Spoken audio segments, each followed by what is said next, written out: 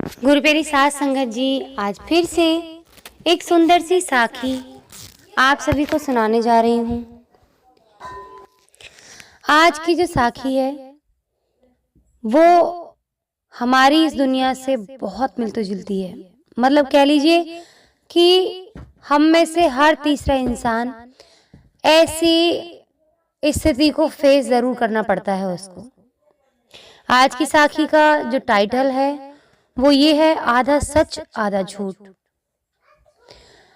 कई बार कुछ लोग किसी की तरक्की से जलते हैं या किसी भी चीज से जलते हैं और दम भरते हैं कि हम सच बोलते हैं और साथ में इस तरह से बात को पेश करते हैं किसी के बारे में जिससे वो जलते हैं कि वो उस आदमी के बारे में सच होते हुए भी झूठ को दर्शाए। तो आइए गुरु प्यारी साथ संगत जी सुनते हैं आज की ये सुंदर सी साखी, जो हमें जीवन में ये सीख देगी कि कभी भी हमें बोलने से पहले सोचना चाहिए। दूसरा, हम जिस भी किसी इंसान के बारे में बोल रहे हैं क्या हम उसको सही दर्शा रहे हैं। तो आइए गुरु प्यारी साथ संगत जी सुनते हैं ये आधे सच और आधे झूठ की कहानी। एक नाविक 3 साल से एक जहाज पर काम कर रहा था। एक दिन नाविक रात में नशे में धुत हो गया। ऐसा पहली बार हुआ था। कैप्टन ने इस घटना को रजिस्टर में इस तरह दर्ज किया, नाविक आज रात नशे में धुत था। नाविक ने ये बात पढ़ ली। नाविक जानता था कि इस एक वाक्य से उसकी नौकरी पर बहुत बुरा असर पड़ेगा। इसलिए वह कैप्टन के पास गया, माफी मांगी और कैप्टन से कहा कि उसने जो कुछ भी लिखा है उसमें आप ये जोड़ दीजिए कि ऐसा 3 साल में पहली बार हुआ है, क्योंकि पूरी सच्चाई यही है।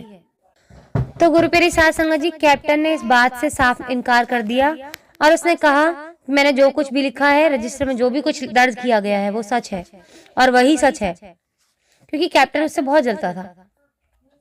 कुछ दिनों बाद नाविक की रजिस्टर भरने की बारी आई। उसने रजिस्टर में लिखा, आज की रात कैप्टन ने शराब नहीं पी है। कैप्टन ने इसे पढ़ा और नाविक से कहा कि इस वाक्य को आप या तो बदल दें या फिर पूरी बात लिखने के लिए आगे कुछ और लिखें, क्योंकि जो लिखा गया है उससे जाहिर होता है कि कैप्टन हर रोज शराब पीता है। नाविक ने कैप्टन से कहा कि उसने जो कुछ भी रजिस्टर में लिखा है वही सच है। तो गुरु प्यारी साथ संगत जी, कई लोग अपनी जलन के चक्कर में दूसरों को गिराते हैं, दूसरों के बारे में बुरा लिखते हैं, बुरा बोलते हैं, लेकिन बोलने से पहले वो ये नहीं सोचते कि जो काम आप कर रहे हैं वो आपके साथ भी हो सकता है।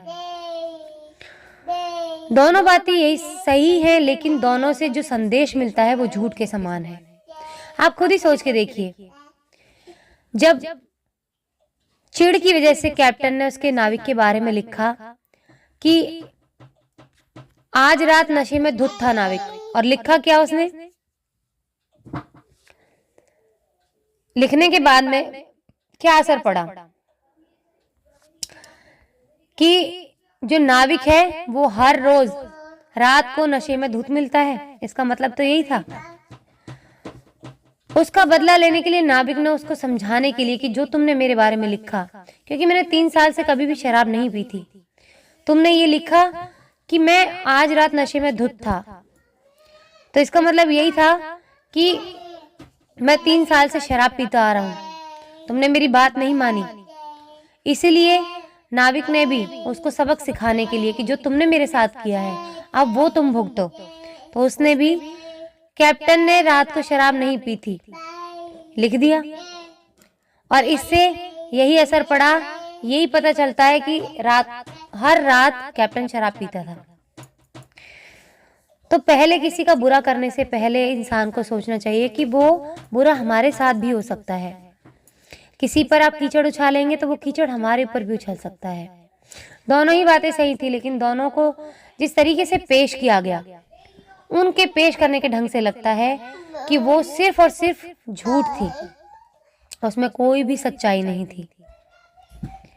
तो गुरु प्यारी साथ संगत जी, पहला, हमें कभी इस तरह की बात नहीं करनी चाहिए जो सही होते हुए भी गलत संदेश दे, और दूसरा, किसी बात को सुनकर उस पर अपना विचार बनाने या प्रतिक्रिया देने से पहले एक बार सोच लेना चाहिए कि कहीं इस बात का कोई और पहलू तो नहीं है।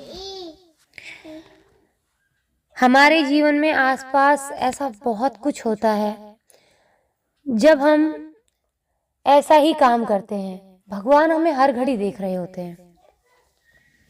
अगर कोई इंसान ये सोचता है कि आज किसी का बुरा समय है और हमारा अच्छा समय है, तो आज हम उसको नीचा दिखा सकते हैं, उसके बारे में कुछ भी गलत सलत बात बोल के उसको दबा सकते हैं। तो ये गलत फहमी है। जब ऊपर वाला दबाता है ना, तो सांस नहीं आती है। इस बात का भी ख्याल रखना चाहिए कि अगर ऊपर वाले ने आपको दबा दिया ना, तो आपको सांस नहीं आएगी वापस। तो उतनी ही औकात में इंसान को काम करना चाहिए जितनी उसकी औकात है। उससे बाहर पैर नहीं फैलाने चाहिए, क्योंकि हर इंसान के अंदर एक जो आत्मा बसती है ना, वो परमात्मा का ही अंश है। आप अगर आत्मा को दुखाएंगे तो आप परमात्मा को दुख दे रहे हैं, और जो इंसान परमात्मा को दुख देता है, नरक में भी जगह नहीं मिलती है।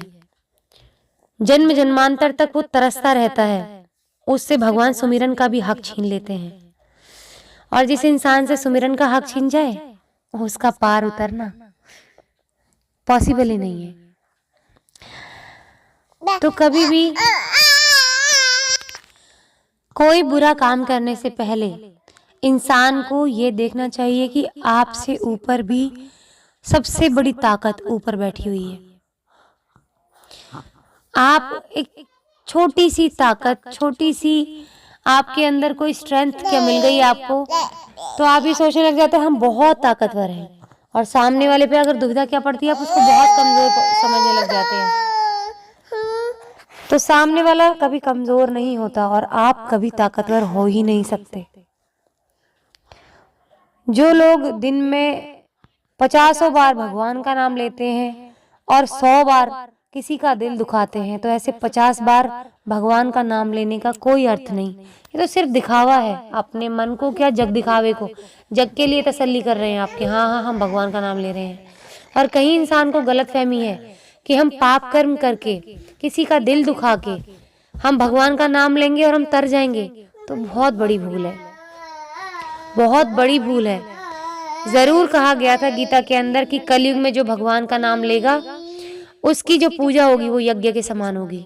लेकिन किसी ने पूरे ग्रंथ को नहीं पढ़ा कि जो भगवान का नाम लेके पाप करता है, आपको शायद रावण का नाम भली भांति पता होगा। रावण बहुत बड़ा विद्वान था।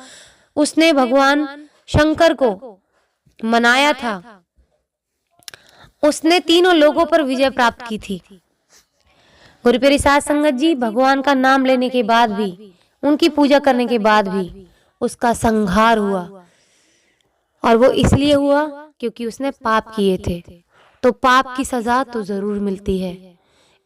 इंसान सोचे कि हम भगवान का नाम लेके पाप करते चलेंगे और तर जाएंगे, बहुत बड़ी भूल है। इसीलिए हर दिन भगवान का नाम ले और कभी भी कोई बुरा कर्म ना करें।